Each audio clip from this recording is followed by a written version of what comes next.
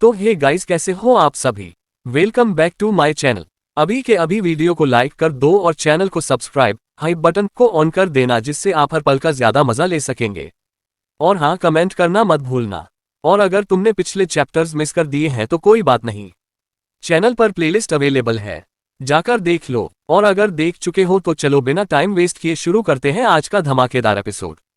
ये सुनते ही floating haven के पवित्र राजा के चेहरे का रंग उड़ गया। भय उसके चेहरे पर साफ झलकने लगा। बिना एक शब्द कहे उसका शरीर पवित्र प्रकाश की एक किरण में बदला और वह क्षितिज की ओर भागा। अपनी जान बचाने की हड़बड़ाहट में उसने एक अत्यंत कठोर निर्णय लिया। उसने अपनी आयु के लगभग 2/3 हिस्से की बलि दे दी ताकि उसकी भागने की गति बढ़ सके। उसे अपनी उम्र घटने का कोई मलाल नहीं था, बस किसी तरह जान बच जाए। लेकिन अफसोस, उसकी यह कोशिश हकीकत से कोसों दूर थी। पवित्र राजा होली किंग के स्तर की शक्ति के साथ उसका बचना नामुमकिन था। जहां वीर प्रताप और वान जियानहुआंग जैसे सर्वोच्च साम्राज्य के महारथी मौजूद हो, वहां उसका भागना एक मजाक जैसा था। यहां तक कि अगर सम्राट फेई पेंग जैसे योद्धा भी हाथ बढ़ाते तो भी उसकी बचने की कोई गुंजाइश नहीं थी। उसी क्षण धनुष के देवता गॉड आर्चर की तीखी दृष्टि उस भागते हुए राजा पर ठहर गई। उसने एक दहकता हुआ अग्नि बाण धनुष पर चढ़ाया और उसी दिशा में छोड़ दिया। सू धमक, एक हृदय विदारक चीख गूंजी। आह! फ्लोटिंग हेवन का वह पवित्र राजा उस अग्नि बाण की लपटों में पूरी तरह घिर गया। देखते ही देखते उसका अस्तित्व राख बनकर आसमान में बिखर गया। उस राजा का अंत करने के बाद वीर प्रताप ने नीचे खड़ी भीड़ पर एक ठंडी और पैनी नजर डाली। फिर अपने पास खड़े व्यक्ति को आदेश दिया, वान जियानशेन, अपनी टुकड़ी लेकर ये वंश के ठिकाने पर जाओ और उनका हिसाब चुकता करो। उनकी आवाज में बर्फ जैसी ठंडक थी जब उन्होंने आगे कहा, याद रहे, एक भी जान बचनी नहीं चाहिए। ये सुनते ही नीचे खड़े लोगों के कलेजे कांप गए। ये केवल सजा नहीं थी, यह एक पूरे प्राचीन वंश के समूल विनाश का ऐलान था। जो आ गया महाराज। वान जियानशेन ने सिर झुकाया और अपने 50 देवघातक रक्षकों गॉड स्लेयर गार्ड्स के साथ कूच करने को तैयार हुआ। तभी मुओन पूर्वज ने आगे बढ़कर निवेदन किया, महाराज, क्या मैं भी इनके साथ जा सकता हूँ? ये वंश का मुखिया ये कैशान बड़ा ही धूर्त और चालबाज है। मुझे उससे पुराना बैर है। मेरे रहने से आप निश्चिंत रह सकेंगे। वान जियानशेन को ये बात थोड़ी चुभी। उसे लगा जैसे उसकी शक्ति को कम आंका जा रहा है। पर वीर प्रताप ने शांति से कहा, ठीक है, तुम भी साथ जाओ। मुओन पूर्वज के चेहरे पर उत्साह चमक उठा। पर जैसे ही वे निकलने वाले थे, वीर प्रताप ने लापरवाही से कहा, इतनी मेहनत की जरूरत नहीं। यहाँ से उनके कबीले तक पहुँचने में बहुत समय लगेगा। मैं खुद तुम्हें विदा करूंगा। अगले ही पल उनके हाथ में कियानकुन काटा क्वानकुन स्पाइन चमकने लगा, जिससे अंतरिक्ष की असीमित ऊर्जा निकल रही थी। वीर प्रताप ने उस दिव्य अस्त्र की शक्ति से एक झटके में वान जियानशेन और उनकी पूरी टोली को वहां से ओझल कर दिया। मैदान में मौजूद हर शख्स हक्का बक्का रह गया। इससे पहले कि कोई कुछ समझ पाता, वीर प्रताप अपने साथियों के साथ वहां से प्रस्थान कर चुके थे। मुओन जू भी उनके पीछे पीछे ओझल हो गई। शादी के गठबंधन का वह समारोह अब एक शमशान जैसी शांति में बदल चुका था। मेहमानों के लिए अब वहां रुकना खतरे से खाली नहीं था। तियानाक ने सबसे पहले चुप्पी तोड़ी, मुओन जियुक्सिंग, अब मैं चलता हूँ। और वह बिना जवाब का इंतजार किए निकल गया। इसके बाद तो जैसे भगदड़ मच गई। हर कोई वहां से ऐसे भाग रहा था जैसे मौत उनके पीछे पड़ी हो। यूनी, नानगोंग और चेन वंश के मुखिया भी अपने लोगों को लेकर तुरंत रवाना हो गए। उन्हें जल्द से जल्द अपने महलों में पहुंचकर रणनीति बनानी थी, क्योंकि आज की घटना ने पूरे क्षेत्र की शक्ति का संतुलन ही बदल दिया था। ये वंश का विनाश। धमाका धमाका। अचानक ये वंश के द्वीपों और महलों पर आसमान से तलवारों की बिजली सी ऊर्जा गिरने लगी। वह ऊर्जा इतनी प्रचंड थी कि उसने उस विशाल द्वीप को बीच से 2 हिस्सों में फाड़ दिया। अनगिनत महल ताश के पत्तों की तरह ढह गए और कई लोग तो संभलने से पहले ही मौत की नींद सो गए। आसमान में वान जियानशेन हाथ में दिव्य तलवार लिए खड़ा था। उसके साथ मुओन पूर्वज और वे 50 रक्षक काल बनकर मंडरा रहे थे। शत्रु का हमला, शत्रु का हमला। किसकी इतनी जुर्रत जो हमारे ये वंश की धरती पर कदम रखे? क्या मौत सिर पर नाच रही है? पहाड़ों के पीछे बने प्रतिबंधित क्षेत्र से कई भयानक दहाड़ें सुनाई दी। ये वंश के 10 शक्तिशाली बुजुर्ग जो पवित्र सम्राट के स्तर के थे, बाहर निकल आए। उनका नेतृत्व एक गंजा वृद्ध कर रहा था। यही ये कैशान था जो तीसरे स्तर का सर्वोच्च महारथी था। मुओन ग्यू, ये सब क्या है? ये कैशान ने मुओन पूर्वज को देखकर अचंभे से चिल्लाया, तुमने हमारे महलों को नष्ट किया, हमारे लोगों को मारा। क्या तुम प्राचीन वंशों के बीच महायुद्ध छेड़ना चाहते हो? मुओन पूर्वज ने गुस्से से तमतमाते हुए कहा, ये कैशान, मैंने बहुत लंबे समय तक तुम्हें बर्दाश्त किया है। जब हम युवा थे तब तुमने अपनी बहन से मुझे फंसवाया था। वह कड़वाहट आज भी मेरे सीने में है। आज तुम्हें इसकी कीमत चुकानी होगी। ये कैशान ने माथे पर बल डालते हुए दहाड़कर कहा, क्या बकवास है? है। मेरी बहन येजी से तुम्हें खुद प्यार हुआ था, इसमें मेरा क्या दोष?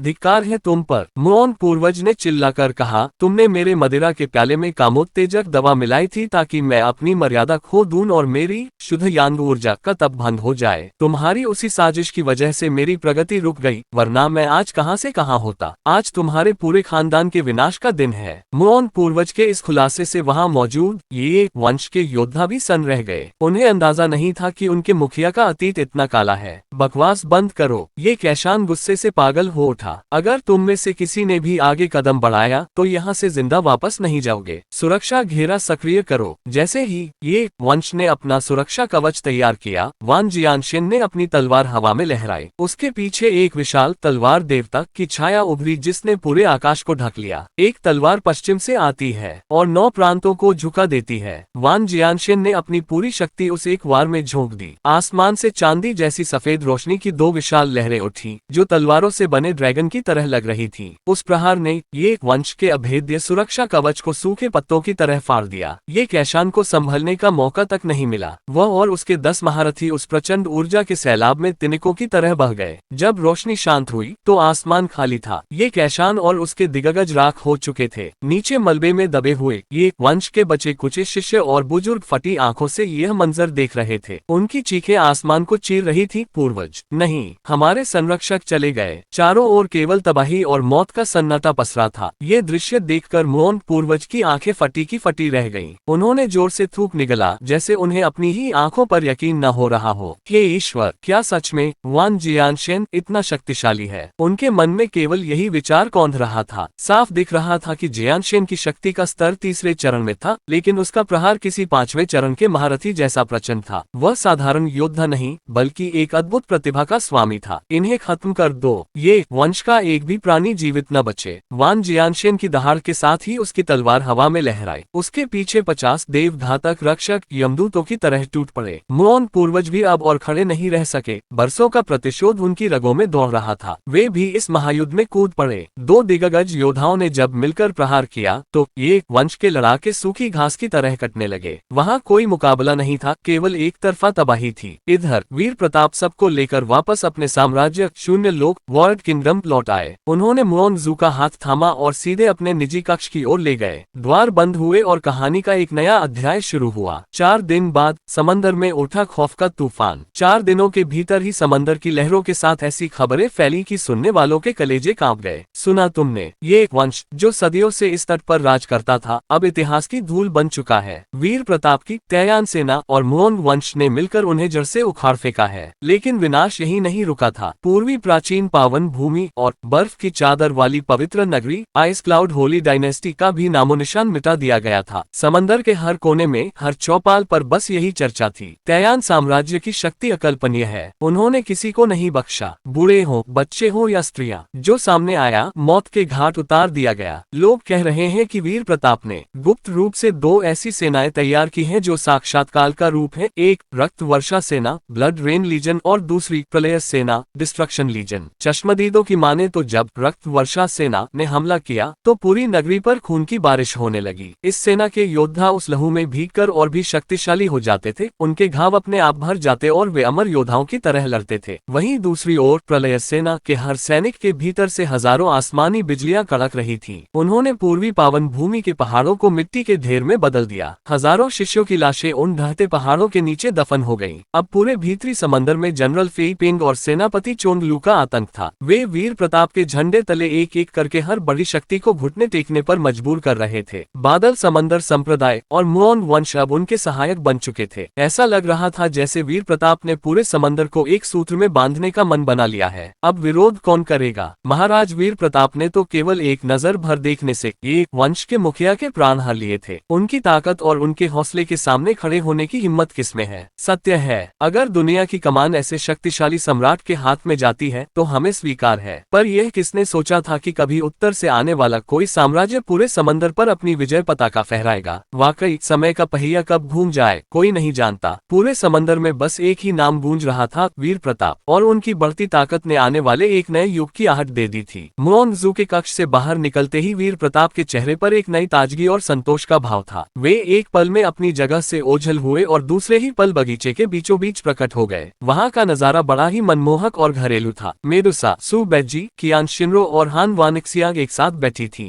पास ही एक सफेद बाघ और बर्फ के 2 दिव्य ड्रैगन मस्ती कर रहे थे। वे सब मिलकर लकड़ी के घेरे पर जंगली शिकार भून रहे थे। जैसे ही सफेद बाघ की नजर वीर प्रताप पर पड़ी, वह खुशी से उछल पड़ा और अजीब अजीब आवाजें निकालकर नाचने लगा। महाराज पधार रहे हैं, महाराज को हमारा प्रणाम। कियान शिनरो और बाकी युवतियों ने तुरंत झुककर आदर प्रकट किया। यहाँ तक कि उन दिव्य ड्रैगनों ने भी अपने घुटने टेक दिए। वीर प्रताप ने मुस्कुराते हुए हाथ के इशारे से सबको उठने को कहा। उनकी निगाहें चारों ओर घूमी, पर जियो किंगली कहीं नजर नहीं आई। उन्हें ज्यादा अचरज नहीं हुआ, क्योंकि किंगली गर्भवती थी और इन दिनों अपना खोया हुआ तब दोबारा हासिल करने के लिए एकांतवास में थी। तभी खिलखिलाते हुए टोली की सबसे चुलबुली युवती हान वानिक्सियाग बोल पड़ी, महाराज आपके चेहरे की चमक बता रही है कि आप बहुत प्रसन्न हैं। मुओंगजू के साथ समय अच्छा बीता लगता है। वीर प्रताप ने बनावटी गुस्सा दिखाते हुए मजाक किया, वानिक्सियाग अपनी शरारतों से बाज आओ, वरना इस छोटी सी लोमड़ी को मैं यही दंड दे दूंगा। वानिक्सियाग ने एक प्यारी सी मुस्कान बिखेरी और चिढ़ाते हुए बोली,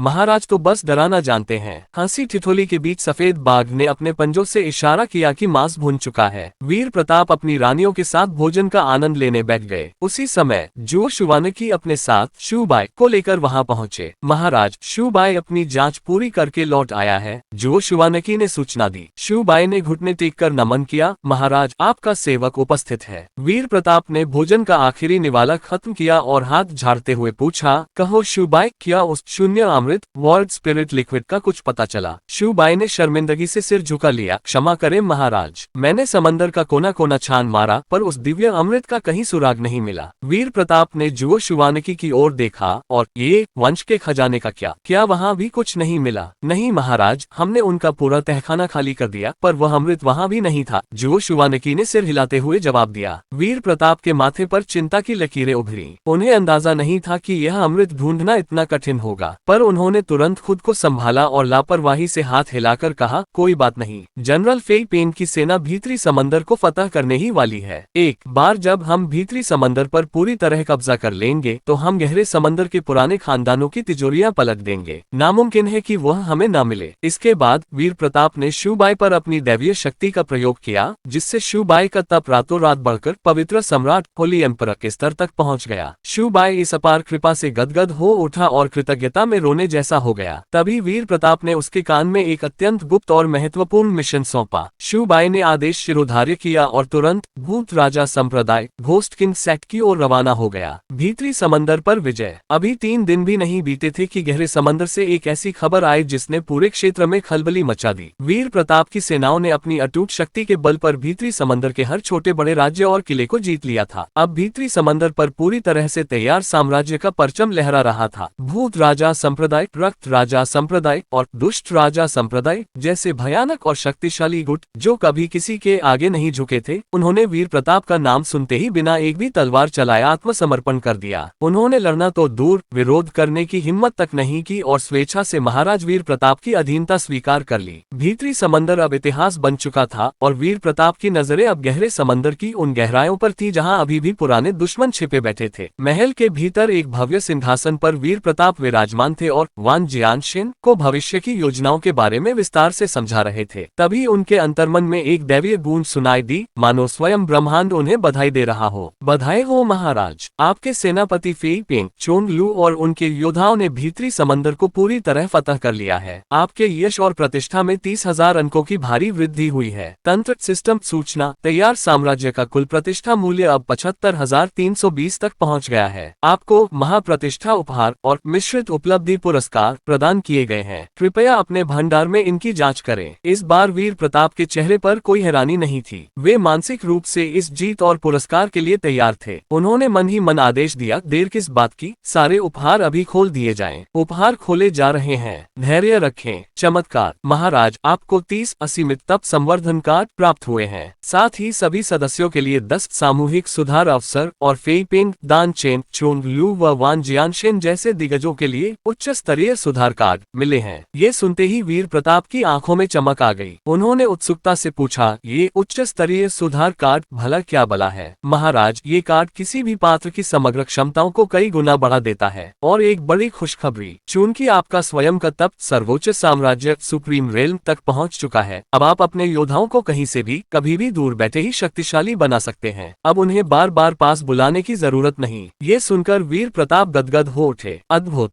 ये तो बहुत बढ़िया हुआ। अब मुझे हर बार सबको इकट्ठा करने की झंझट नहीं होगी। उन्होंने तुरंत हुंकार भरी, तो फिर विलंब कैसा। सभी सामूहिक सुधारों और पात्रों के सुधार कार्डों का अभी उपयोग करो। बस वे 30 असीमित कार्ड बचाकर रखना। जैसे ही आदेश का पालन हुआ, वीर प्रताप को ऐसा महसूस हुआ मानो उनके भीतर ऊर्जा का कोई महासागर हिलोरे ले रहा हो। उनका तप इतनी तेजी से बढ़ा जैसे कोई बाज आसमान की ऊंचाइयों को छू रहा हो। उनके पास खड़े वान जियानशेन के शरीर से तो ऐसी प्रलयनकारी आभा निकलने लगी कि महल की दीवारें थरथराने लगी। सुधार प्रक्रिया पूर्ण हुई। क्या आप पात्रों की नई शक्ति तालिका देखना चाहेंगे? बिल्कुल, वीर प्रताप ने उत्साह से कहा। उनकी आंखों के सामने उनकी सेना की नई ताकत का विवरण तैरने लगा। वीर प्रताप स्वयं शून्य साम्राज्य वॉर्ड रेल्म 9वां स्तर, अमरता की दहलीज पर वान जियानशेन शून्य साम्राज्य 7वां स्तर, फेई पेंग व चोंगलू शून्य साम्राज्य पहला स्तर, मेडुसा सर्वोच्च साम्राज्य 8वां स्तर, सफेद बाघ सर्वोच्च साम्राज्य 7वां स्तर, दान चेन शून्य साम्राज्य पहला स्तर, धनुष देवता सर्वोच्च साम्राज्य 9वां स्तर, समस्त रक्षक टुकड़ियां देवघातक छाया व स्वर्ण रक्षक पवित्र राजा होली किंग शिखर स्तर। ये देखकर वीर प्रताप दंग रह गए। हे विधाता, फेई पेंग और बाकी सब भी शून्य साम्राज्य में प्रवेश कर गए। क्या ये कार्ड इतने शक्तिशाली हैं? महाराज, अभी तो आपने बस शुरुआत देखी है। तंत्र की आवाज किसी मधुर बांसुरी जैसी थी। ये तो मामूली कार्ड थे जिन्हें कोई कुत्ता भी न पूछे। अभी तो आपको महाकाव्य, एपिक और दिव्य स्तर के कार्ड मिलने बाकी हैं। वीर प्रताप मुस्कुराकर रह गए। तंत्र की मीठी बातों में जो हल्का सा कटाक्ष था उसे उन्होंने अनसुना कर दिया। अब उनकी नजरें 29 असीमित कार्डों पर थीं। अब खेल असली शुरू होगा। आधे कार्ड मेरे लिए और आधे वान जियानशेन के लिए। अभी इस्तेमाल करो। महल के भीतर एक दिव्य प्रकाश पुंज चमका। समय जैसे ठहर सा गया। जब प्रकाश शांत हुआ तो दृश्य पूरी तरह बदल चुका था। वीर प्रताप और वान जियानशेन दोनों ने केवल शून्य साम्राज्य को पार ही नहीं किया था, बल्कि वे अमर साम्राज्य इम्मोर्टल रेल्म की सीमाओं को लंघ चुके थे। अब वान जियानशेन अमर साम्राज्य के तीसरे स्तर पर थे, जिनकी युद्ध क्षमता 5वें स्तर के योद्धा को धूल चटाने के लिए काफी थी। वहीं हमारे नायक वीर प्रताप अमर साम्राज्य के 5वें स्तर पर जा पहुंचे थे। उनकी वास्तविक शक्ति इतनी थी कि वे 8वें स्तर के अमर योद्धा से भी टकरा सकते थे। और अगर उनके हाथ में खियानकुन काटा या काल चक्र की घंटी जैसा शाही अस्त्र हो तो फिर अमर साम्राज्य तो क्या, भाग्य परिवर्तक डेस्टिनी रिवर्सल रेल्म का कोई योद्धा भी उनके सामने घुटने टेकने पर मजबूर हो जाता। उनके रक्त में अब एक दिव्य और अविनाशी ऊर्जा दौड़ रही थी, अमृतत्व की शक्ति। वह शक्ति जो शाश्वत है, जो कभी नष्ट नहीं होती। अब वे अंतरिक्ष की परतों को चीरकर शून्य में विचरण करने की क्षमता रखते थे। शक्ति का ऐसा विराट स्वरूप लेकर अब वीर प्रताप केवल समंदर के राजा नहीं रह गए थे, बल्कि वे उस महान मध्य पावन महाद्वीप सेंट्रल सेक्रेड कॉन्टिनेंट के किसी भी दिग्गज को चुनौती देने के योग्य बन चुके थे। उनके चेहरे पर एक मंद मुस्कान थी, जो आने वाले प्रलय का संकेत दे रही थी। अपने तप को अमरता के शिखर पर पहुंचाने के बाद वीर प्रताप ने धनुष देवता और प्रधानमंत्री जुओ शुवानकी को दरबार में तलब किया। महाराज की जय हो।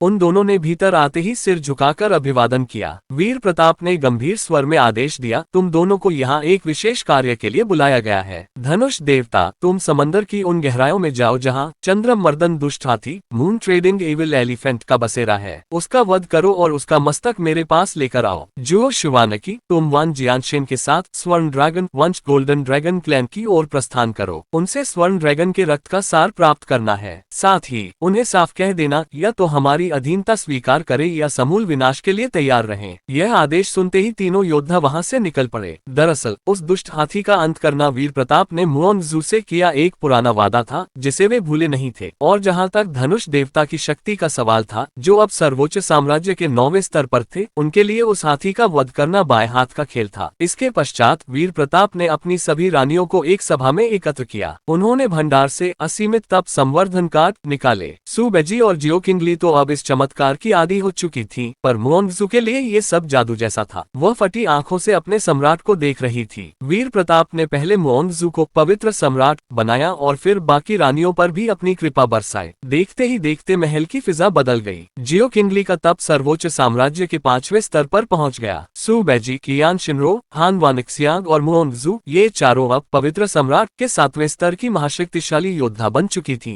मुओंगजू तो अपनी शक्ति देखकर दंग थी। अब उसका स्तर इतना ऊंचा था कि शायद उसके पिता भी उसे हराने से पहले 100 बार सोचते। क्लाउड वंश यून क्लैन में हलचल। आज समंदर में केवल 4 प्राचीन वंश बचे थे, जिनमें से मुओंग वंश पहले ही वीर प्रताप की शरण में जा चुका था। बाकी 3 वंशों यून, नानगोंद और चेन के गलियारों में इस वक्त मौत जैसा सन्नाटा और भारी खौफ था। वीर प्रताप की बढ़ती महत्वाकांक्षा ने उनके रातों की नींद उड़ा दी थी। यून वंश के मुख्य कक्ष में आज उनके परम पूर्वज भी अपने एकांतवास से बाहर निकल आए थे। स्थिति बेहद नाजुक थी। क्या खबर है? क्या चेन शुजिन की ओर से कोई संदेश आया? यून वंश के मुखिया यून कियानेक्सिंग ने घबराहट में पूछा। महाबुजुर्ग ने जवाब दिया, महाराज, समंदर की गहराइयों में जो असुरिया मुहर डेमन सील दबी है, अगर हमारा तयान साम्राज्य से युद्ध हुआ तो वह मुहर टूट सकती है। चेन शुजिन ने यह बात मध्य पावन महाद्वीप सेंट्रल सेक्रेड कॉन्टिनेंट तक पहुंचा दी है। वहां के जीवेई दिव्य संप्रदाय ने जवाब भेजा है कि वे जल्द ही अपने दूत भेजेंगे जो वीर प्रताप को गहरे समंदर में कदम रखने से रोकेंगे। यून कियानेक्सिंग ने माथे पर बल देते हुए कहा, मध्य महाद्वीप से यहाँ आने में कम से कम 1 महीना लगेगा, बशर्ते कोई अमर योद्धा न आ रहा हो, और इतने बड़े योद्धा यहाँ छोटी मोटी लड़ाई के लिए शायद ही आए। जिस रफ्तार से वीर प्रताप आगे बढ़ रहे हैं तब तक तो सब कुछ राख हो चुका होगा। पूरे कक्ष में बहस छिड़ गई। कुछ बुजुर्गों का मानना था कि वीर प्रताप को असुरिया मुहर के खतरे के बारे में समझाना चाहिए। उन्हें लगा कि शायद वीर प्रताप इतने नासमझ नहीं होंगे कि पूरी दुनिया को खतरे में डाल दें। आखिर उस मुहर के टूटने का मतलब था साक्षात असुरों का तांडव, जिससे मध्य महाद्वीप का स्वर्गीय महल हेवनली पैलेस भी थर-थर कांपता था। अंत में यून वंश के पूर्वज ने निर्णय लिया, अब केवल एक ही रास्ता है। हम नानगोंग और चेन वंश के साथ मिलकर एक मोर्चा बनाएंगे और वीर प्रताप से बातचीत करेंगे। 3 प्राचीन वंशों की संयुक्त शक्ति शायद उन्हें सोचने पर मजबूर कर दे। साथ ही स्वर्ण ड्रैगन वंश के राजा ओ तियान को भी अपने साथ मिला लो। अगर समंदर की सबसे ताकतवर दैत्य शक्ति हमारे साथ होगी तो शायद हमें कुछ और समय मिल जाए। उन्हें अभी यह आभास नहीं था कि जिस स्वर्ण ड्रैगन वंश से वे मदद की उम्मीद लगा रहे थे, वहाँ वीर प्रताप के यमदूत पहले ही दस्तक दे चुके थे। गहरा समंदर तियानलोन क्षेत्र, ये वह इलाका है जहाँ की लहरें भी खौफ खाती हैं। इंसानी योद्धाओं के लिए यह एक वर्जित क्षेत्र माना जाता है, क्योंकि यहाँ का साम्राज्य किसी इंसान का नहीं बल्कि समंदर की सबसे ताकतवर दैत्य जाति का है, स्वर्ण ड्रैगन वंश, गोल्डन ड्रैगन क्लैन। कहा जाता है कि इनके पूर्वज शुद्ध रक्त वाले दिव्य जीव थे, जिनका तप अर्ध सम्राट क्वासी एम्परर के स्तर तक पहुंच चुका था। लेकिन समय का पहिया ऐसा घूमा कि वह गौरवशाली वंश अब ढलान पर था। आज इस वंश की बागडोर ओ तियान के हाथों में थी, जो स्वयं सर्वोच्च साम्राज्य के चौथे स्तर का महारथी था। उसके अलावा पूरे वंश में कोई दूसरा सर्वोच्च योद्धा नहीं बचा था। तियानलोन के बीचों बीच सोने जैसा चमकता हुआ एक विशाल महल खड़ा था। महल के भीतर हजारों मीटर लंबी ड्रैगन की मूर्तियां ऐसी सजीव थीं, मानो अभी दहाड़ पड़ेंगी। महल के मुख्य कक्ष में ओ तियान बैठा था। इंसान का रूप धरे हुए ओ तियान के सिर पर 2 सुनहरे सींग चमक रहे थे और सीने पर ड्रैगन की खाल के कवच जैसा ढाल था। उसके पास बैठे थे उसके खास सलाहकार और बुजुर्ग, जिनमें ओ ये सबसे प्रमुख था। मुखिया जी, तैयार साम्राज्य की सेनाएं भीतरी समंदर को फतह कर अब गहरे पानी की ओर बढ़ रही हैं। और ये ने गंभीर स्वर में कहा, महाराज, वीर प्रताप की महत्वाकांक्षा की कोई सीमा नहीं है। वे पूरे समंदर को अपनी मुट्ठी में करना चाहते हैं। हमें अब क्या करना चाहिए? ओ तियान गहरी सोच में डूबा था। उसने पूछा, बाकी 3 प्राचीन वंश क्या कर रहे हैं? मुओंग वंश को छोड़कर बाकी तीनों खामोश हैं, पर खबर है कि वह निर्लज मुओंग यू अपनी सेना लेकर सीमा पर खड़ा है, शायद वीर प्रताप की सेना का स्वागत करने के लिए। ओ ये ने कड़वाहट के साथ जवाब दिया। ओ तियान ने शांत होकर कहा, जब तक वे तीनों खामोश हैं, हम भी इंतजार करेंगे। वीर प्रताप को अगर आगे बढ़ना है तो पहले इंसानी कबीलों से भिड़ना होगा। यून कियानेक्सिंग और चेन शुजिन जैसे लोग कभी किसी की गुलामी स्वीकार नहीं करेंगे। वे झुकने के बजाय मिटना पसंद करेंगे। तड़ाक! तभी अचानक बीच हवा में एक दरार फटी, जैसे आसमान का सीना चीर दिया गया हो। सबके होश उड़ गए। कक्ष के बीचों बीच प्रधानमंत्री जुओ शुवानकी और वन जियानशिन खड़े थे। ओ तियान अपनी जगह से उछल पड़ा। तुम्हारी इतनी हिम्मत!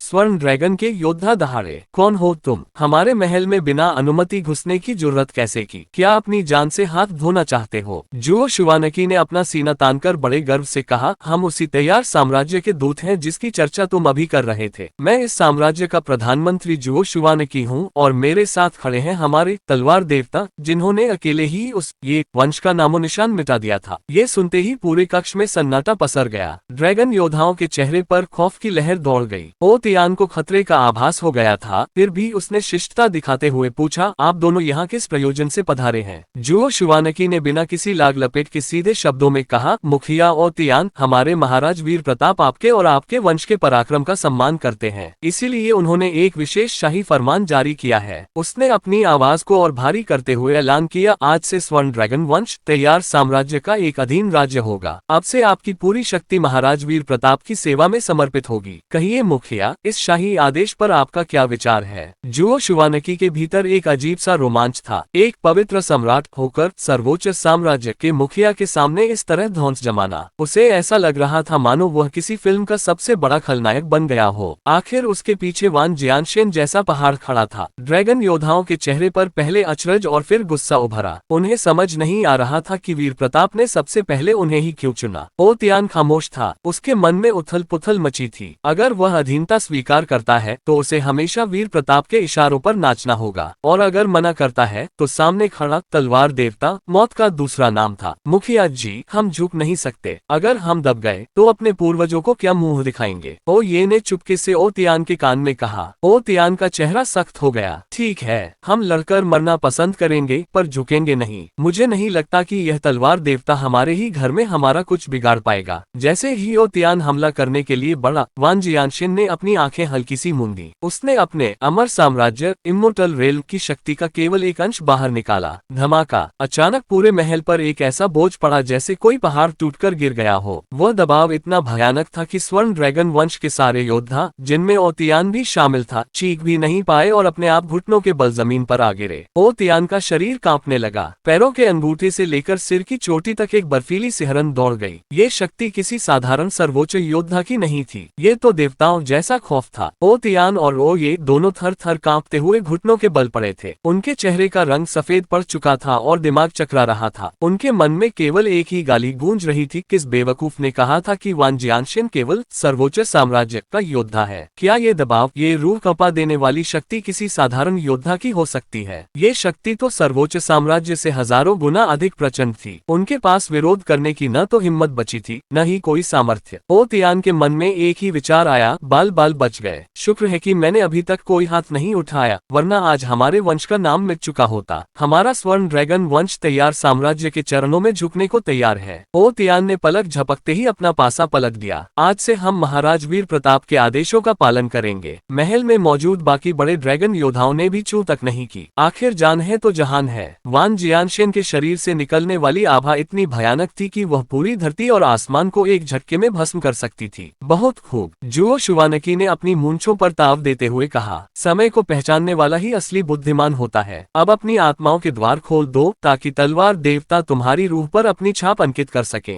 मजबूरी में स्वर्ण ड्रैगन वंश के सभी बड़े अधिकारियों को अपनी आत्मा सौंपनी पड़ी। वान जियानशेन ने एक पल में सबके भीतर अपनी तलवार की एक छाप छोड़ दी। अब अगर उनके मन में विद्रोह का एक छोटा सा विचार भी आया तो वह छाप पल भर में उनकी रूह को राख कर देगी। हाँ, एक और बात, जुओ शुवानकी मुस्कुराया। मुखिया ओ तियान, हमें तुम्हारे रक्त के सार की एक बूंद भी चाहिए। अवश्य, इसमें कोई बड़ी बात नहीं। ओ तियान ने तुरंत सहमति दी। उसने अपने सीने से रक्त की एक चमकीली बूंद निकाली और जुओ शुवानकी को सौंप दी। शानदार! अब चूंकि आपका वंश हमारे साम्राज्य का हिस्सा बन चुका है तो शिष्टाचार के नाते आपको हमारे महाराज वीर प्रताप से मिलने चलना चाहिए। क्या आप चलने के लिए तैयार हैं? प्रधानमंत्री जी की बात बिल्कुल सही है। मैं अभी आपके साथ महाराज के दर्शन के लिए प्रस्थान करता हूँ। ओ तियान ने झुककर कहा। वान जियानशेन ने हवा में हाथ लहराया और अंतरिक्ष को एक कागज की तरह फाड़ दिया। देखते ही देखते वे तीनों उस शून्य में समाकर ओझल हो गए। पीछे खड़े ड्रैगन योद्धा हक्का बक्का रह गए। ये तो अंतरिक्ष की शक्ति है। क्या वह तलवार देवता वास्तव में एक अमर योद्धा है? ओ ये ने गहरी सांस लेते हुए कहा। निश्चित रूप से। उस दबाव के सामने तो हमारे मुखिया भी मिट्टी के पुतले जैसे लग रहे थे। केवल एक अमर योद्धा ही इतनी विनाशकारी शक्ति रख सकता है। हमारा वंश आज मौत के मुंह से वापस आया है। उनके मन में एक ही सवाल था, उत्तर की उस बंजर जमीन से भला कोई अमर योद्धा कैसे पैदा हो गया? ये तो कुदरत का करिश्मा ही था। शून्य लोक वॉर्ड किंगडम। महल की अटारी पर वीर प्रताप, जियो किंगली और मुओंग जू आसमान के तारों को निहार रहे थे। असुरिया लोक डेमन रेल्म। वीर प्रताप ने चुप्पी तोड़ते हुए कहा। जू,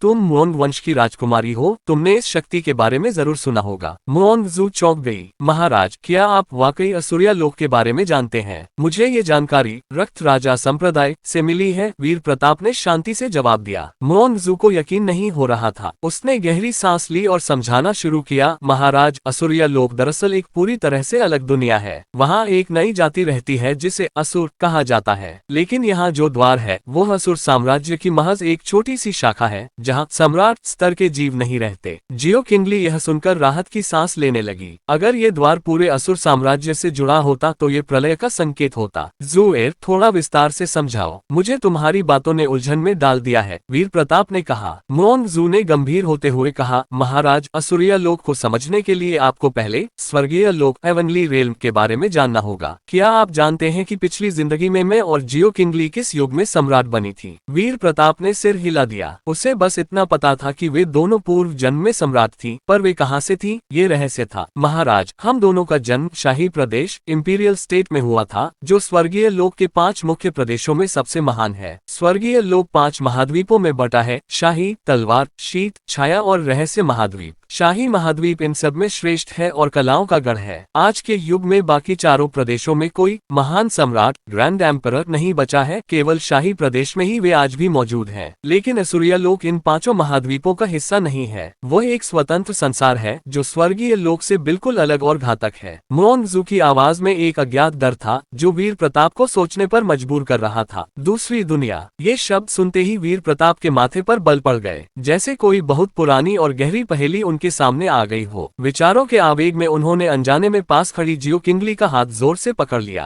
आह, छोड़िए भी, यह क्या बदतमीजी है। जियो किंगली दर्द से कराह उठी, उसका चेहरा गुस्से और पीड़ा से लाल हो गया। वीर प्रताप हल्के से मुस्कुराए पर हाथ नहीं छोड़ा। आदत डाल लो, धीरे धीरे सब ठीक हो जाएगा, उन्होंने मजाक में कहा और फिर मुओंगजू की ओर मुड़े। ज़ुएर, अपनी बात जारी रखो। आखिर यह असुरिया लोक कैसी जगह है? मुओंगजू ने बिना देर किए समझाना शुरू किया। महाराज, असुरिया लोक आकार में हमारे स्वर्गीय लोक हेवनली रेल्म के बराबर ही विशाल है और उसकी सैन्य शक्ति भी वैसी ही घातक है। वहाँ 5 मुख्य जातियां रहती हैं, असुर, राक्षस, पिशाच, पाताल योद्धा और दिव्य दानव। जैसे हमारे यहाँ 5 महाद्वीप हैं, वैसे ही वहाँ ये 5 जातियां अपने अपने साम्राज्यों पर राज करती हैं। इनमें दिव्य दानव सबसे प्रबल है और उनके बाद असुर जाति का नंबर आता है। इस समंदर में जो असुर हैं, वे उसी विशाल असुर साम्राज्य की एक शाखा है। यहाँ तक कि उनमें आसमानी भाग्य हेवनली डेस्टिनी के स्तर के योद्धा भी मौजूद हैं। उसने आगे बताया, लाखों साल पहले समंदर में असुरिया लोक का प्रवेश द्वार अचानक खुल गया था, जिससे असुरों ने यहाँ तबाही मचा दी। तब पूरे जुआनजू महाद्वीप के रक्षकों में खलबली मच गई। स्वर्गीय महल हेवनली पैलेस के नेतृत्व में जीवेई और प्रकाश संप्रदायों ने भारी कीमत चुकाकर उन असुरों को वापस खदेड़ा। उस समय के स्वर्गीय महल के स्वामी ने उस द्वार पर एक शक्तिशाली असुरिया मुहर लगा दी थी। उन्होंने उस दौर के बड़े परिवारों, जो आज के प्राचीन वंश हैं, को आदेश दिया था कि इस मुहर की रक्षा करें और यहाँ युद्ध न करें, क्योंकि अगर यह मुहर टूटी तो असुरों का सैलाब फिर से इस धरती को निगल जाएगा। मुओंगजू की बात सुनकर वीर प्रताप को सारा माजरा समझ आ गया। उन्हें एहसास हुआ कि मामला कितना गंभीर है। अगर यह मुहर पूरी तरह विफल हुई तो इस बार केवल एक शाखा नहीं, बल्कि असुरों की पूरी सेना हमला करेगी। महाराज, आपके चेहरे का रंग क्यों उड़ गया? मुओंगजू ने चिंता से पूछा। वीर प्रताप ने गंभीर होकर कहा, तुम पूछना चाहती थी न कि मुझे ये सब कैसे पता चला? तो सुनो, मेरे गुप्तचरों ने रक्त राजा संप्रदाय के भीतर सेंध लगाई है। वहाँ से जो खबर मिली है वह रोंगटे खड़े कर देने वाली है। भूत राजा, रक्त राजा और दुष्ट राजा, ये तीनों संप्रदाय गुप्त रूप से असुरिया लोक की एक ताकत के साथ हाथ मिला चुके हैं, और जो संकेत मिल रहे हैं उनसे लगता है कि कुछ असुर योद्धा पहले ही इस दुनिया में कदम रख चुके हैं। वे इन तीनों संप्रदायों के भीतर छिपे हुए हैं। ये सुनकर मुओंगजू के पैरों तले जमीन खिसक गई। क्या असुर यहाँ आ चुके हैं? ये कैसे संभव है? वीर प्रताप ने आगे बताया, मेरे गुप्तचर ने रक्त राजा और दुष्ट राजा को किसी बड़ी हस्ती को इंसानी मांस और रक्त की बलि चढ़ाने की बात करते सुना है। असुर जाति स्वभाव से ही रक्तपिपासु होती है। वे अपनी खोई हुई शक्ति पाने के लिए जीवित प्राणियों का लहू पीते हैं। निश्चित रूप से वह बड़ी हस्ती कोई असुर ही है। जियो किंगली का चेहरा भी अब गंभीर हो गया था। यह मजाक नहीं है। हमें तुरंत उन तीनों संप्रदायों की जड़ें खोदनी होंगी। इससे पहले कि वे कोई बड़ी तबाही मचाएं, हमें उन्हें रोकना होगा। वीर प्रताप अब पूरी तरह युद्ध की मुद्रा में थे। तभी द्वार पर दस्तक हुई। सुबेजी ने भीतर झांकते हुए कहा, महाराज, धनुष देवता और तलवार देवता वापस आ गए हैं। वे मुख्य हॉल में आपकी प्रतीक्षा कर रहे हैं। ठीक है, चलो। मुख्य हॉल में पहुंचते ही वीर प्रताप सिंहासन पर विराजमान हुए। धनुष देवता एक संदूक लिए खड़े थे और उनके बगल में वान जियानशेन व प्रधानमंत्री जुओ शुवानकी के साथ एक घबराया हुआ व्यक्ति खड़ा था। सबने झुककर अभिवादन किया। महाराज की जय हो। रानियों को हमारा प्रणाम। प्रधानमंत्री जुओ शुवानकी ने उस घबराए हुए व्यक्ति की ओर इशारा करते हुए परिचय कराया। महाराज, ये स्वर्ण ड्रैगन वंश के मुखिया ओतियान हैं। ये एक समझदार व्यक्ति हैं और इन्होंने स्वेच्छा से हमारे साम्राज्य की अधीनता स्वीकार कर ली है। ओतियान ने कांपते हुए अपना सिर झुकाया। उसे अंदाजा नहीं था कि जिस तैयान साम्राज्य की उसने अधीनता स्वीकार की है, उसके राजा के सामने खड़ा होना साक्षात काल के सामने खड़े होने जैसा है। मैं स्वर्ण ड्रैगन वंश का मुखिया ओतियान, महान सम्राट वीर प्रताप के चरणों में शीश नवाता हूँ। ओतियान ने झुककर अत्यंत सम्मान के साथ वीर प्रताप का अभिवादन किया। उसकी आवाज में समर्पण और थोड़ा भय भी था। ओतियान की समझदारी देखकर वीर प्रताप के चेहरे पर एक मंद मुस्कान उभरी। उन्होंने गरिमा के साथ कहा, मुखिया ओतियान, इतना औपचारिक होने की आवश्यकता नहीं है। उठिए, महाराज की जय हो। ओतियान खड़ा हो गया। वीर प्रताप ने उसे परखती हुई नजरों से देखा और धीमे स्वर में बोले, आपने अपने वंश को तैयार साम्राज्य के अधीन कर एक सही निर्णय लिया है। मैं संकीर्ण विचारधारा वाला शासक नहीं हूँ। तियानलोन क्षेत्र और गहरे समंदर के प्रबंधन का अधिकार आपके वंश के पास ही रहेगा। जब तक कोई बहुत बड़ा संकट न आए, हम आपके आंतरिक मामलों में दखल नहीं देंगे। महाराज, आपकी यह उदारता हमारे वंश और इस समंदर के समस्त जीवों के लिए किसी वरदान से कम नहीं है। ओतियान ने हाथ जोड़कर कहा। वह बरसों पुराना खिलाड़ी था, चापलूसी करने में वह मौन पूर्वज से कम नहीं था। तभी वीर प्रताप ने धनुष देवता को इशारा किया। धनुष देवता ने तुरंत हाथ में थमा छोटा सा संदूक खोल दिया। भीतर एक विशाल हाथी का कटा हुआ सिर रखा था। ये देखकर ओतियान का कलेजा मुंह को आ गया। यह कोई साधारण जीव नहीं, बल्कि चंद्रमर्दन दुष्ट हाथी था, जिसका तप सर्वोच्च साम्राज्य के करीब था। बड़े बड़े योद्धा इसके नाम से कांपते थे, पर आज उसका सिर एक छोटे से डिब्बे में पड़ा था और उसकी आंखें फटी की फटी रह गई थी। महाराज, आपने इस दुष्ट हाथी के वध का आदेश दिया था। कार्य पूर्ण हुआ और उसका शरीर महल के प्रांगण में सुरक्षित पहुंचा दिया गया है। धनुष देवता ने गर्व से कहा। मुओंगजू ने जब उस हाथी का सिर देखा तो उसकी आंखों में चमक आ गई। उसे अपनी महत्ता का एहसास हुआ कि उसके सम्राट ने उसके कहे एक एक शब्द का मान रखा है। वीर प्रताप ने वह संदूक ज़ुएर के हाथों में देते हुए कहा, यह मेरा वादा था जो आज पूरा हुआ। मैं आपकी आभारी हूँ महाराज, मुओंगजू ने धीरे से कहा। वीर प्रताप हंसे, जब तक मेरी रानियां प्रसन्न है तब तक सब ठीक है। फिर उन्होंने ओतियान की ओर मुड़कर आदेश दिया, मुखिया, अब विलंब न करें। अपने सबसे शक्तिशाली योद्धाओं को लेकर सीमा पर पहुंचे और मुओंग वंश के साथ मिलकर हमारी सेना की प्रतीक्षा करें। अगले 10 दिनों के भीतर पूरा समंदर एक झंडे के नीचे होना चाहिए। जो आज्ञा महाराज। ओतियान पालन करेगा, उसने बिना हिचकिचाहट के जवाब दिया। ओतियान के जाने के बाद हॉल में केवल वीर प्रताप और उनकी रानियां बची थीं। जियो किंगली ने तुरंत चिंता जताते हुए पूछा, महाराज, अब जबकि वान जियानशेन वापस आ चुके हैं तो हमें इंतजार क्यों करना चाहिए? उन्हें तुरंत उन तीनों संप्रदायों की जांच के लिए क्यों नहीं भेज देते? अगर वाकई कोई असुर यहाँ आ गया है तो देर करना खतरनाक होगा। वीर प्रताप सिंहासन पर बैठे थे, पर उनकी आंखें कहीं और थीं। वे किंगली की बात सुन तो रहे थे, पर उनका ध्यान उनके भीतर गूंज रही तंत्र सिस्टम की आवाज पर था। ध्यान दें, भूत राजा संप्रदाय के भीतर एक भाग्यशाली कन्या का पता चला है, असुर यानरान। उसका भाग्य मूल्य 95 है और उसके पास दिव्य असुर शरीर है। वह इस समय शून्य साम्राज्य के शिखर पर है। पहचान, वह असुरिया लोक की 5 बड़ी जातियों में से एक असुर जाति के सम्राट की पुत्री है। वह असुर साम्राज्य की राजकुमारी है और उसका रुतबा बहुत ऊंचा है। महाराज, उचित होगा कि आप उसे अपनी रानी बनाएं ताकि वह आपके वंश को आगे बढ़ा सके। वीर प्रताप सन्न रह गए। क्या असुरों की राजकुमारी? उन्होंने मन ही मन सिस्टम से पूछा, तुम्हारा मतलब है कि जो बड़ी हस्ती यहाँ आए है वह स्वयं असुर सम्राट की बेटी है? तंत्र सूचना, मेरी गणना कभी गलत नहीं होती। यदि वह वहाँ न होती तो मैं आपको संकेत न देता। कृपया अगली बार ऐसे मूर्खतापूर्ण प्रश्न न करें। वीर प्रताप निरुत्तर रह गए। वे सोचने लगे कि अगर सम्राट की बेटी यहाँ आई है तो वह अकेली नहीं होगी। उसके पास निश्चित रूप से कोई बड़ा हुकुम का इक्का होगा जो उसे उसके पिता ने दिया होगा। महाराज, आप सुन रहे हैं? किंगली और मुओंगजू ने उनके सामने हाथ हिलाते हुए उन्हें झकझोरा। वीर प्रताप जैसे नींद से जागे। हाँ, मैं कुछ सोच रहा था। महाराज, क्या वान जियानशेन को भेज दें? किंगली ने फिर पूछा। पर अब वीर प्रताप को कोई जल्दी नहीं थी। उन्हें पता था कि अगर वे जियानशेन को सीधे भेजते हैं और कोई टकराव होता है तो हो सकता है राजकुमारी का कोई गुप्त हथियार जियानशेन को घायल कर दे। उन्हें भारी नुकसान उठाना पड़ सकता था। और फिर अगर उन्होंने असुर सम्राट की बेटी को अपनी रानी बना लिया तो उन्हें मुफ्त में एक महान सम्राट स्तर का ससुर मिल जाता। उन्होंने मुस्कुराते हुए मुओंगजू से पूछा, ज़ुएर, क्या तुमने कभी असुर सम्राट और उसकी बेटी असुर यानरान के बारे में सुना है? असुर यानरान? मुओंगजू चकित थी। हाँ, सुना तो है, पर महाराज, आप अचानक उनके बारे में क्यों पूछ रहे हैं? बस मुझे उनके बारे में सब कुछ बताओ, विशेषकर यह कि वह राजकुमारी दिखने में कैसी है और उसका स्वभाव कैसा है। मुओंगजू और जियो किंगली ने एक दूसरे को देख देखा और फिर वीर प्रताप को उस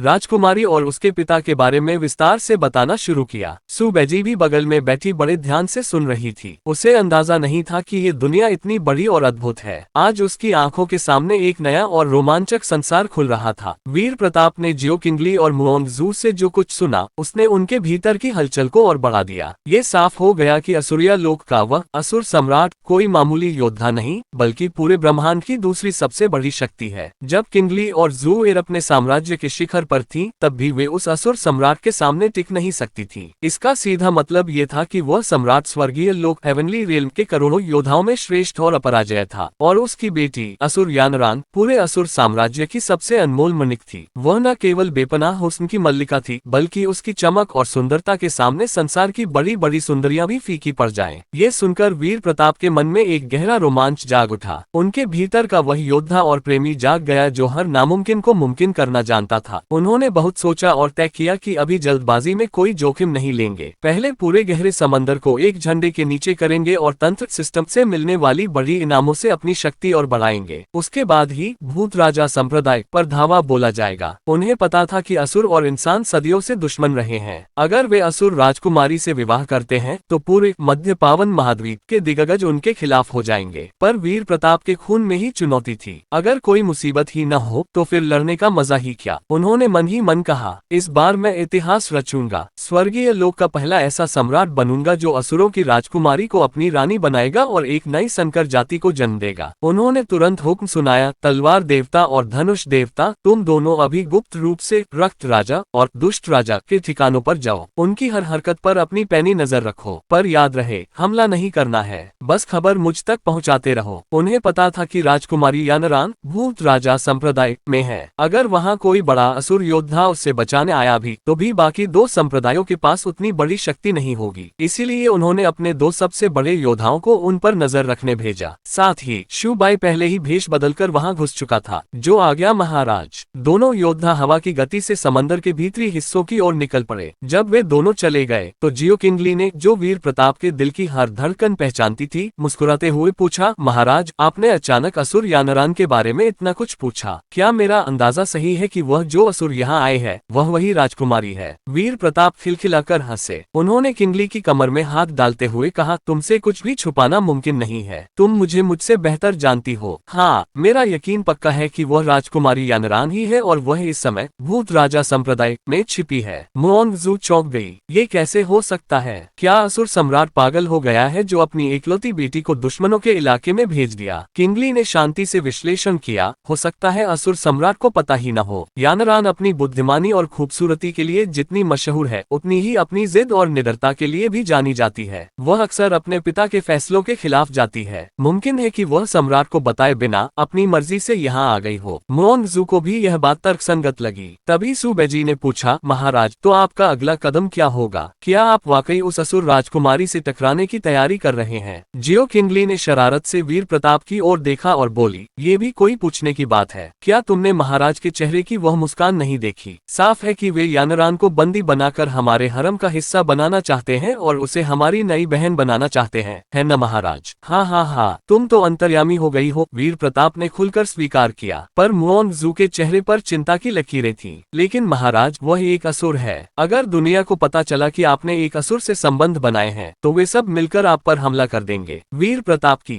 आंखों में एक अजीब सी चमक और आत्मविश्वास था। हमला? क्या तुम्हें लगता है कि मैं उनके हमलों से डरूंगा? मैं जो चाहता हूँ वो मैं हासिल करूंगा। चाहे पूरी दुनिया मेरे खिलाफ खड़ी हो जाए, मैं अपनी तलवार के दम पर उनका सीना चीरकर अपना रास्ता बना लूंगा। उनकी आवाज में एक ऐसा शाही जलाल था जो किसी भी कमजोर दिल को फौलाद बना दे। उनकी यह बेबाक मर्दानगी और निडरता देख तीनों रानियां निशब्द रह गईं। वीर प्रताप ने दृढ़ता से अपना अंतिम फैसला सुनाया, एक बार मेरे सेनापति गहरे समंदर को फतह कर ले, फिर मैं खुद भूत राजा संप्रदाय जाऊंगा और उस असुर राजकुमारी को जीत कर लाऊंगा। महल की दीवारों में उनकी वह गर्जना गूंज उठी जो एक नए युग के उदय का शंखनाद थी। तियानलोन के भव्य महल में एक अलग ही नाटक चल रहा था। क्लाउड वंश यून क्लैन के महाबुजुर्ग यून एंगसिंग अपने वंश के पूर्वज का आदेश लेकर स्वर्ण ड्रैगन वंश के द्वार पर खड़े थे। उन्हें लग रहा था कि वे एक महान गठबंधन की नींव रखने आए हैं, पर उन्हें क्या पता था कि वे साक्षात यमराज के घर में दस्तक दे रहे हैं। जैसे ही वे सभा कक्ष में पहुंचे, ड्रैगन वंश के बुजुर्गों ये और अन्य पवित्र सम्राट स्तर के योद्धा वहां पहले से मौजूद मौजूद थे। बुजुर्ग एंगसिंग, आज हमारे इस तुच्छ ठिकाने पर आपके आने का क्या कारण है? ओ ये ने चेहरे पर एक फीकी मुस्कान लाते हुए पूछा। यून एंगसिंग ने झुककर अभिवादन किया, बुजुर्ग, आप मजाक कर रहे हैं। आप और हमारे पूर्वज तपस्या में बराबर हैं। मैं यहाँ 3 प्राचीन वंशों यून, चेन और नानगोन की ओर से एक अत्यंत महत्वपूर्ण प्रस्ताव लेकर आया हूँ। मैं मुखिया और तियान से मिलना चाहता हूँ। ओ ये की आंखों में एक अजीब सी चमक आई। मुखिया जी तो वंश में नहीं है, वे बाहर गए हैं, पर उनकी अनुपस्थिति में सारा कार्यभार मैं ही संभालता हूँ। अगर आपको उचित लगे तो आप प्रस्ताव मुझे बता सकते हैं। यून एंगसिंग को ये सुनकर थोड़ी निराशा हुई, पर उन्होंने सोचा कि ओ ये जैसा ताकतवर योद्धा भी इस पर फैसला ले सकता है। उन्होंने बिना देर किए अपना प्रस्ताव रख दिया। हम चाहते हैं कि स्वर्ण ड्रैगन वंश हमारे तीनों प्राचीन वंशों के साथ मिलकर तयान साम्राज्य के खिलाफ एक मोर्चा बनाए। हम साथ मिलकर उनसे मोल भाव करेंगे। ये सुनते ही सभा कक्ष में सन्नाटा पसर गया। ड्रैगन योद्धाओं के चेहरे पर अजीब से भाव थे, जैसे वे किसी बेवकूफ को गड्ढे में गिरते देख रहे हों। यून एंगसिंग को लगा कि शायद उन्हें कोई आपत्ति है। क्या हुआ? अगर आपको कोई सुझाव देना है या कोई शर्त रखनी है तो बेझिझक कहें। हमारे तीनों वंश पूरी ईमानदारी दिखाएंगे। ओ ये ने अपने साथियों को एक नजर देखा। वे बस यून एंगसिंग पर झपटने ही वाले थे कि अचानक जूम अंतरिक्ष फटा और मुखिया और तियान के साथ प्रधानमंत्री जुओ शुवानकी हॉल में प्रविष्ट हुए। मुखिया जी, आप आ गए। यून एंगसिंग पहले तो खुश हुए, पर जैसे ही उनकी नजर ओ तियान के बगल में खड़े जुओ शुवानकी पर पड़ी, उनका दिल बैठ गया। अरे ये तो तैयार साम्राज्य के प्रधानमंत्री हैं। ओ तियान ने त्योरिया चढ़ाते हुए पूछा, यून वंश का बुजुर्ग यहाँ क्या कर रहा है? ओ ये ने तुरंत सारा माजरा कह सुनाया। ये सुनकर ओ तियान ने यून एंगसिंग को ऐसे देखा जैसे कोई किसी गंदे नाले के कीड़े को देखता है। हाँ, जुओ शुवानकी की हंसी हॉल में गूंज उठी। वाह, क्या बेहतरीन विचार है। स्वर्ण ड्रैगन वंश के साथ मिलकर मेरे ही साम्राज्य के खिलाफ गठबंधन। मुखिया और तियान, आपको ये सुझाव कैसा लगा? ओ तियान का चेहरा बर्फ की तरह ठंडा हो गया। प्रधानमंत्री जी, इस मूर्ख पर समय बर्बाद करने की जरूरत नहीं है। इसे यहीं खत्म कर देते हैं। यून एंगसिंग, शायद तुम नहीं जानते, पर मेरा स्वर्ण ड्रैगन वंश अब तैयार साम्राज्य का गुलाम, मेरा मतलब है अधीन राज्य बन चुका है। मैं महाराज वीर प्रताप के दर्शन करके ही लौट रहा हूँ। तुम खुद मौत के मुंह में चलकर आए हो। यून एंगसिंग का चेहरा पीला पड़ गया। उनके पैरों तले जमीन खिसक गई। क्या ड्रैगन वंश भी झुक गया? उन्हें लगा जैसे उनके सिर पर बिजली गिर गई हो। वे भागने की सोच ही रहे थे कि ओ तियान ने अपना हाथ उठाया। ठहरिए मुखिया जी। जुओ शुवानकी ने हाथ रोक दिया। उनके चेहरे पर एक शैतानी मुस्कान थी। मेरे पास एक बेहतर तरीका है। इन्हें मारना बहुत आसान होगा। क्यों न हम इन प्राचीन वंशों को पहले एक झूठी उम्मीद दें और फिर उन्हें ऐसी तबाही की ओर ले जाए जहां से कोई वापसी न हो। आत्मा को मारना शरीर को मारने से कहीं बड़ा दंड है। जुओ शुवानकी ने ओ तियान की ओर देखा। मैंने सुना है कि ड्रैगन वंश के पास एक ऐसी गुप्त विद्या है जिससे किसी जीवित प्राणी के शरीर और आत्मा पर कब्जा किया जा सकता है। क्या ये सच है? ओ तियान समझ गया कि जुओ शुवानकी का दिमाग कितना खतरनाक चल रहा है। हाँ, ऐसी विद्या है। आप चाहते हैं कि हम यून एंगसिंग को एक कठपुतली बना दें? बिल्कुल, इसे वापस भेजिए ताकि यह अपने वंश को बताए कि गठबंधन हो गया है। उन्हें अंधेरे में रखें और सही समय पर उनका गला काट दें। यून एंगसिंग ये सुनकर कांप उठे। नहीं, मैं मरना पसंद करूंगा। उन्होंने चिल्लाकर खुद को धमाके के साथ उड़ाने सेल्फ डिस्ट्रक्ट की कोशिश की। मेरे सामने खुद को खत्म करने की औकात नहीं है तुम्हारी। ओ तियान दहाड़ा। उसने महान स्वर्गीय ड्रैगन की शक्ति का प्रयोग किया और एक ही झटके में यून एंगसिंग की सारी ऊर्जा सोख ली। देखते ही देखते उसने एंगसिंग की आत्मा को अपनी मुट्ठी में कर लिया और उसके शरीर पर नियंत्रण पा लिया। कुछ समय बाद मुखिया और तियान के नेतृत्व में स्वर्ण ड्रैगन वंश के योद्धा तियानलोन क्षेत्र से बाहर निकले और गहरे समंदर की सीमा की ओर बढ़े। उनके साथ यून एंगसिंग भी था, जो अब एक जिंदा लाश था जिसे ओ तियान के इशारों पर नाचना था। कठपुतली बना यून एंगसिंग अपने वंश के लोगों से मिलने आगे बढ़ गया ताकि उन्हें विनाश के उस जाल में फंसा सके जिसे वीर प्रताप के वफादारों ने बुना था। भीतरी समंदर की लहरों के बीच भूत राजा संप्रदाय गोस्ट किंग सेक्ट के सबसे सुरक्षित और गुप्त कक्ष में एक ऐसी सुंदरता विराजमान थी जो इस लोक की नहीं लगती थी। वह थी असुर यानरान। उसकी आंखें बैंगनी रंग की थीं, जिनमें असुर जाति की रहस्यमय चमक साफ देखी जा सकती थी। उसकी खूबसूरती जियो किंगली और मुओंग जू के बराबर थी, लेकिन उसके चेहरे पर एक ऐसी ठंडी और अजेय गरिमा थी जो उसे सबसे अलग बनाती थी। वह केवल एक राजकुमारी नहीं, बल्कि असुर साम्राज्य की भावी रानी थी। उसके पास 2 और असुर खड़े थे। एक अधेड़ उम्र का रक्षक यांग, जो आसमानी भाग्य हेवनली डेस्टिनी रेल्म के स्तर पर था। दूसरा एक अत्यंत वृद्ध व्यक्ति, जिसका तप इतना गहरा था कि वह प्रकृति में विलीन जान पड़ता था। वह कोई और नहीं, असुर जाति के मुख्य बुजुर्गों में से एक असुर हाओचेंग थे, एक ऐसा पुराना दैत्य जिसका तप दिव्य पृथक्करण डिवाइन सेपरेशन रेल्म के स्तर पर था। यानरान ने लंबी लंबी सांस भरते हुए पूछा, रक्षक यांग, क्या कोई संपर्क हो पाया? यांग ने लाचारी से सिर हिलाया, राजकुमारी, वह मुहर फिर से पूरी तरह बंद हो चुकी है। हमारा कोई भी संदेश पार नहीं जा पा रहा है। शायद महाराज हमें पूरे असुर लोक में ढूंढ रहे होंगे। दरअसल ये सब यानरान की एक छोटी सी शरारत का नतीजा था। उसने उत्सुकता में एक दुर्लभ अंतरिक्ष भेदी पत्थर स्पेस ब्रेकिंग स्टोन का इस्तेमाल कर मुहर में 2 सेकंड के लिए दरार पैदा की थी और इस दुनिया में घुसाई थी।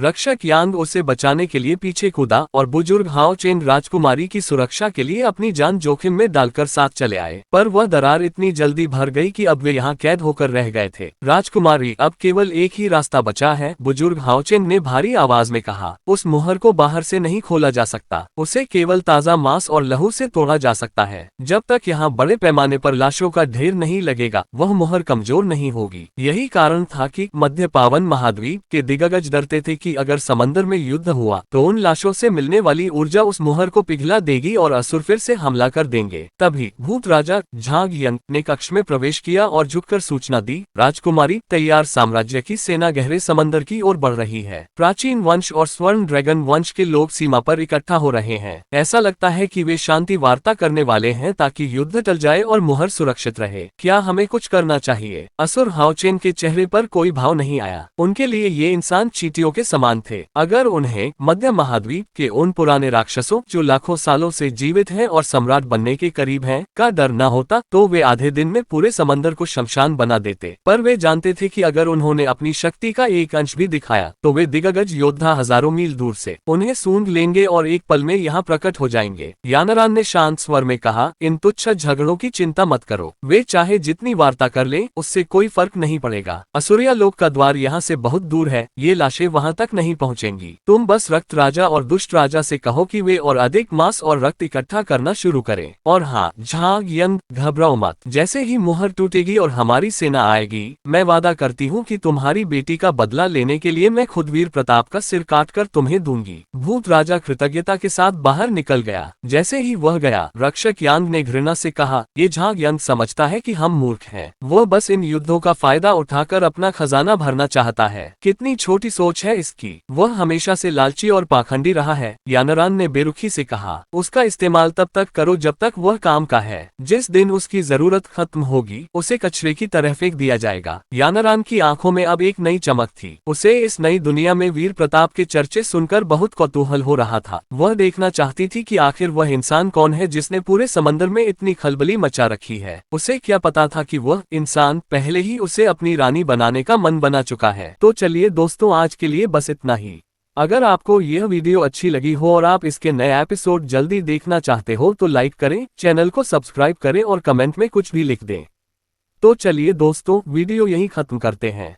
बाय बाय, फिर मिलेंगे।